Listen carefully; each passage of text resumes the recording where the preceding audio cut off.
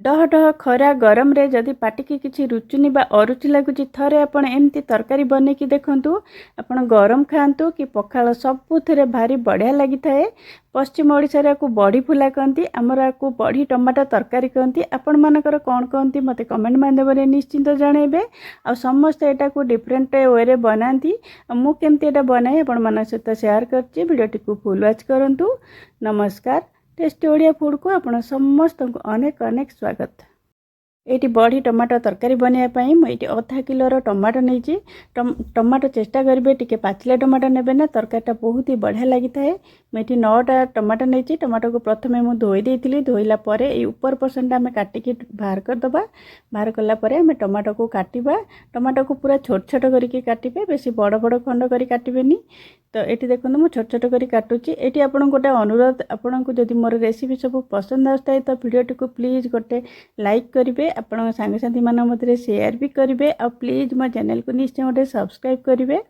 तो ये देखो टमाटर को पूरा छोट छोट करके मुझे सब काटी आनिली। तो बड़ बड़ खंड कले यहाँ सीझापी टाइम लगे, तो से मुझे छोट छोट काटी।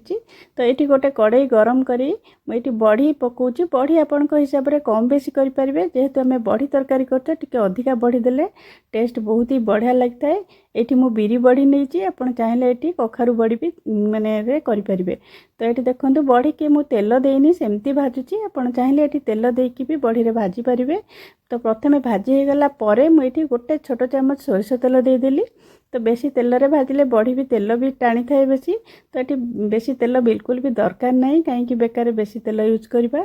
तो ये आउ 2 चामच तेल मु कड़े देली, सोरिष तेल देती। तो ये गोटे पियाज को एमती सरू सरू लंबा लंबा काटिकी ये देती। पियाज जदि आप न खाऊँ भी ये स्किप करेंगे। खाली पियाज जदि स्किप करते तेल भी आपन को बिल्कुल पकड़ा दरकार नहीं। ये पियाज टिके भाजिला परे ये आम टमाटो पके। जदि आप पियाज खाऊना ना ये बिल्कुल भी तेल भी आपन को पकड़ा दरकार नहीं, खाली आप टमाटो ये कड़े पकईदे। तो पकईदेला ये आम हलदी आधा छोट चामच देदेबा, लुण स्वाद अनुसार ये देदेबा। आउ गोटे छोट चामच पाखापाखि दे देती काश्मीरी लंका गुंड, यहाँ कलर पर होली। आपड़ जदि चाहिए भी ये स्किप करेंगे। तो आपको गैस फ्लेम को प्रथम हाई रखा। हाई फ्लेम टिके गोटे मिनिट पाखापाखि टिके मिक्स करदे। टमाटोटा को आमर भल कि सॉफ्ट करार अच्छी।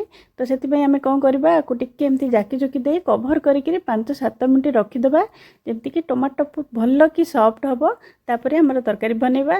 तो ये देखिपे टमाटो पूरा भलसे सॉफ्ट हो गलानी। जदि आम बड़ बड़ काटिबा तो अधिका टाइम लगी था टमाटोटा सीझापी। तो यहाँ को कौन करवा ना आपण पोटाटो मैशर साहाय्य भी आप चकटी पारे, एमती खड़िका साहाय्य एमती करदेले भी एटा पूरा माने मिसीजिव। तो आमको पूरा भलसे यहाँ को मिसई देवार अच्छी। तो देखिपे मुझे भल कि मिसईदेली।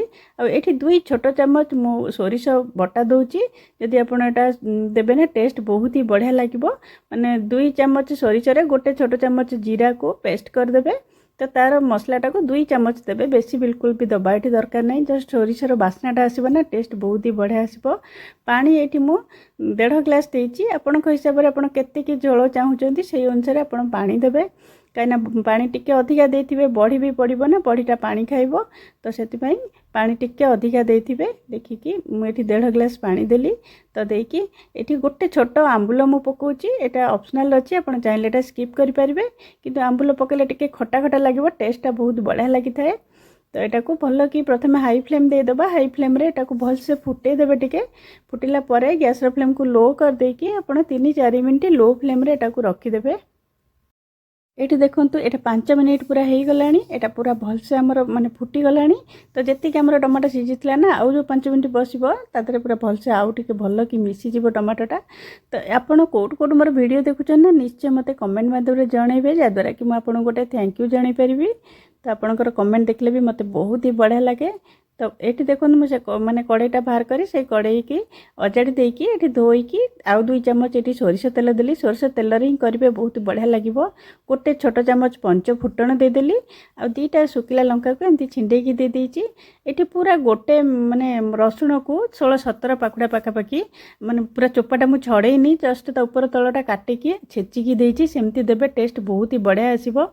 और भूसंग पत्र किसी देदेबा बघराटा निहाती एमती करेंगे देखिए टेस्ट बढ़िया लगे लास्ट को ही बघारे टिके तो आपको टिके एमती चलैदेबा किसी सेकेंड तो ये मुझे हिंगु दूची 1 पिंच पाखापाखि हिंगु देदेबे हिंगुर फ्लेवर भी बहुत ही बढ़िया आसीबो तो 2टा कंचा लंका देदेबा राग पाई तो आपको किसी सेकेंड आपण भाजबे रसुणटा पूरा जारिबेनी अधा जारिबा भलिया हो गले तो आमे कौन करबा ए जो तरकारीटा को एथिरे पकेदेबा तो पकईकि सांगे सांगे आपन कौन करेंगे एटा को घोड़े देबे घोड़े देले तार बघरा बास्नाटा बाहर को जीवनी और भल से मिसीज तरकारी माने टेस्ट बहुत बढ़िया लगे तो ये देखो 2 मिनिट पाखापाखि कभर करके रखिदेवे और लास्ट रे आपन आदरे बड़ी ऐड करेंगे बड़ी पकेला परे बेसी समय आपन ताको फुटेबेनी बंद करदेबे बंद कला परे बड़ी पकेबे कहीं बड़ीटा जदि टिके अधिक समय फुटेबे पूरा मिलई गला भलिया हबो तो जदि एमती पकेबे ना पूरा गोटा गोटा रहिबो तो यहाँ देखंतु बड़ी पकेला परे सांगे सांगे गैसटा को बंद करदेबे तो बंद करके मुझे धनिया पत्र किसी जदि अच्छी घरे निश्चिंत देबे बहुत ही बढ़िया टेस्ट लगिबो